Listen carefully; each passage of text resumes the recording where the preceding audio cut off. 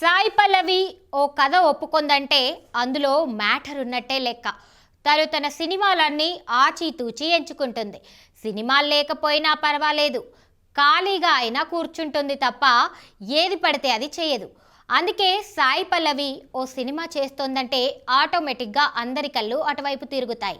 తాజాగా మరో సినిమాకు ఓకే చెప్పింది సాయి పల్లవి. బలగంతో ఆకట్టుకున్నాడు వేణు. దర్శకుడిగా తొలి సినిమాతోనే తన మార్క్ చూపించాడు. ఆ సినిమాకు అవార్డులు రివార్డులు అందాయి. తదుపరి సినిమాగా ఎల్లమ్మని పట్టాలెక్కించబోతున్నాడు. దిల్ రాజు నిర్మాత నితిన్ ని హీరోగా ఎంచుకున్నాడు. ఇందులో కథానాయిక పాత్ర చాలా కీలకం. ఆ పాత్రకు గాను ఓ స్టార్ కావాలి. అందుకే ఈ కథ సాయి పల్లవి దగ్గరకు వెళ్ళింది. కథ సాయి పల్లవికి బాగా నచ్చింది. వెంటనే ఓకే చెప్పేసింది. వేణు తీసే రెండో సినిమాకి తను నిర్మాతగా వ్యవహరిస్తానని దిల్ రాజు ప్రకటించిన విషయం తెలిసిందే. ఈ సినిమాను వచ్చే ఏడాది దసరాకు రిలీజ్ చేసేలా ప్లాన్ చేస్తున్నారు. సాయి పల్లవి నటించిన తండేల్ ఫిబ్రవరిలో విడుదల కానుంది. ఆ తర్వాత ఎల్లమ్మ సెట్ పైకి వెళ్తోంది. నితిన్ నుంచి కూడా రాబిన్ హుడ్ రావాలి.